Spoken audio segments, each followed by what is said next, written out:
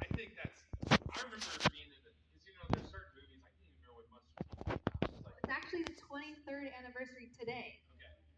Because I remember, there's certain movies when you're growing up that you start to remember going to. Because your parents take you to a movie and you don't actually remember it. I don't know if anybody's there in that experience, but Monsters Inc. is that movie that as a kid I remembered. I'm like, there's like Star Wars, there's a few other ones, but like that was one of the ones I remembered. And how does it feel to be someone whose voice they may not know your face, but that your voice and specifically your lines that you gave in that movie were so adorable and so cute, and everybody remembers it. How does that feel to like you're a part of people's childhoods in that way? It is pretty crazy. My voice has been immortalized in Pixar. I mean, I was only 3 years old when I did the voice of Boo, and I can kind of get into how that story happened after this question. But I mean, it's surreal, especially because I was so young, and I didn't grow up as a child actress after that. My parents put me in public school, and they're like, "No, she's one and done," which I'm grateful for. And having that is interesting. Growing up with it, and yeah, not being recognized. Voice actors, best of both worlds, because I'm not recognized in my day to day life. I think that would drive me crazy. Um, but it's cool. It's a cool fun fact. It's a cool connection point to have with people, and I'm just grateful to be a part of that and be immortalized at Disney. I mean, who doesn't love that? So how did that even? Because you were pretty young. Yeah.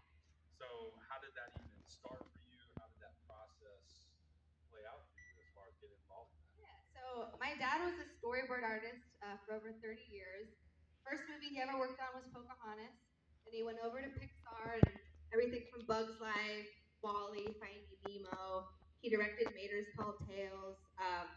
And he just happened to be working on Monsters Inc. And storyboard artist, for those of you who don't know, it's super early on in the movie, so in the production process. So the script is written, and then storyboard artists come in. They do all the character designs. They'll draw out thousands of drawings, scene by scene, to get everything nailed down before it goes into computer animation, and they spend a ton of money on it. And so early scenes of the movie, they just needed a little girl to sketch. So my dad, I just say he was in the right scene at the right time when they were kind of talking about, who has a little girl that could be brought in and we could just draw her. My dad's like, well, I have a 2.5-year-old. So originally I was just brought in. My mom would put my hair in pigtails, so that's why Boo has pigtails. And it was just to be sketched. And normally they have older people do kids' voices so they could actually direct them. But I was comfortable. It was my dad's work. I went to preschool with the director's son, so I was familiar with everyone there.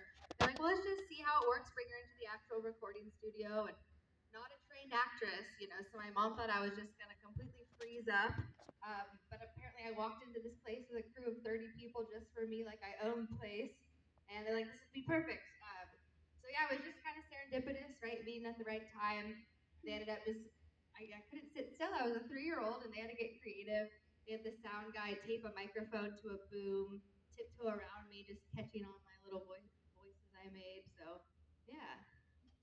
Well, and it was one of those things when you're watching the movie, you can tell that it's a kid. Sometimes you hear voices and you're like, okay, well, that's a 30-year-old woman named Chelsea. But when you listen to you, you can tell it's like, no, that's a kid like me.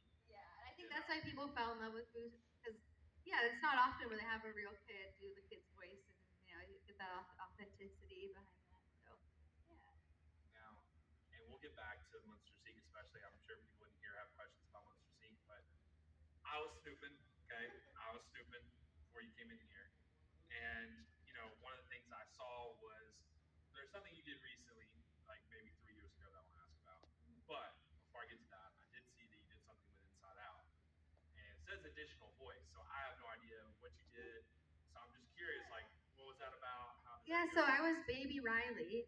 So in the beginning of the movie, when Riley is a baby and she's running around all the furniture and eating the broccoli or refusing the broccoli, that was just all my voice, but I didn't have to go and re-record. Because again, I was 3 years old. That's the biggest question I get is, can you do the voice? And I'm like, puberty happened. Sorry.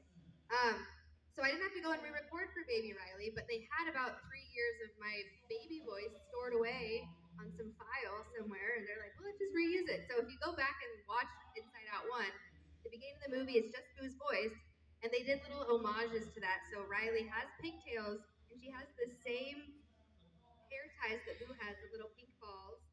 And then she has flowers on her shirt, which look like the flowers from Boo's door. So it's kind of cool little Easter eggs they threw in there for that.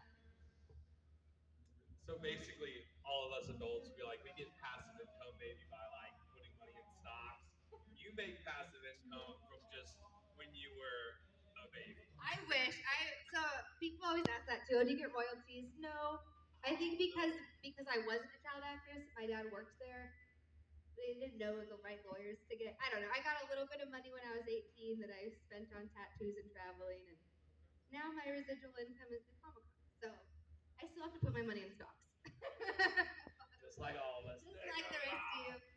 But that is cool, though. I mean, it's another way to get immortalized in the fact that they took those extra steps to make Riley look like Boo in some kind of way. It is, yeah. Pixar does a lot of those little Easter eggs. And I got it because, like I said, I was stupid. I was trying to look. I was trying to see. It's a good moderator. Heroes of Extinction. I haven't got to look too much about it. When I was looking on YouTube, it was like, he was talking about you getting prepared for it or whatever. It was like a special features thing. So, just someone like, if people are in here, they want to go check out something that maybe they haven't realized you were a part of. What is that about, and where can they find it? Yeah, so it was Boo when I was 3. 5 is when it came out, and then my parents kind of took me out of the business. They didn't want me to grow up in Hollywood, which I'm really grateful for. But I've been doing Comic Cons for about 8 years, and through one of my early Comic Cons, I met a gentleman named C. Andrew Nelson. He's credited for wearing the Darth Vader costume in the movies more than anybody else, and then he does the voice for Darth Vader in a lot of video games. He approached me.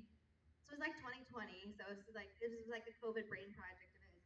He was like, I'm starting this audio show series, and now it's a whole LLC called Adventurous Ideas. They have a lot of actors a part of it, from Mario, Guardians of the Galaxy. Like they have a lot of bigger names people coming onto the project.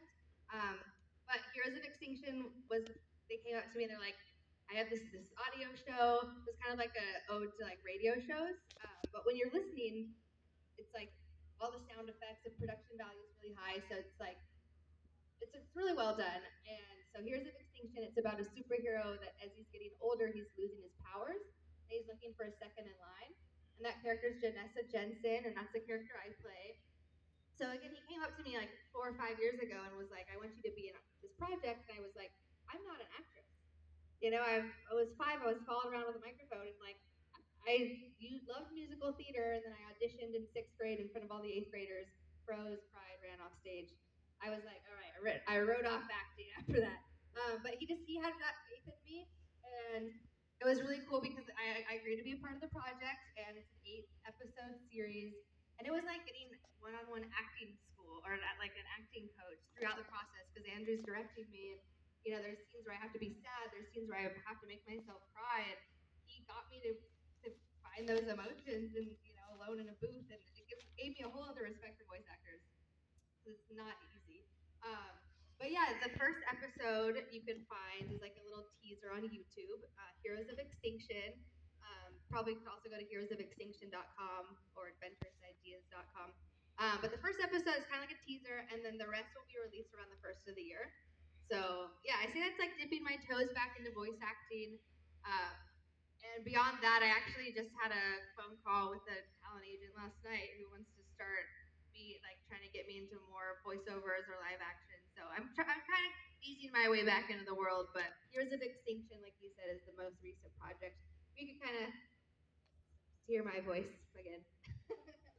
Well, I think we can all agree. I think we hope to see you do more things. It would be fun, yeah. And I think we're going to. I hope. That sounds awesome. Yeah, it sounds awesome. promising.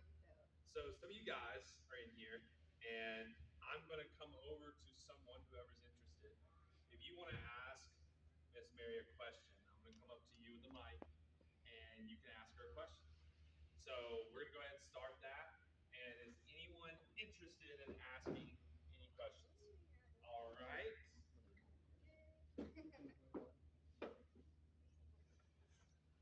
What's your name? Nick. Nick? And what question you have? Do you believe in the theory that Boo is Violet from The Incredibles?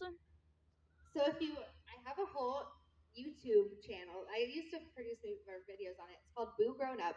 And I have a whole episode on the Pixar theory. And so the Violet one's a good one. The one that I like more is that Boo is the time traveling witch from Brave. And if she's the time traveling witch, she could possibly be Violet as well, right? If she's traveling all these different times.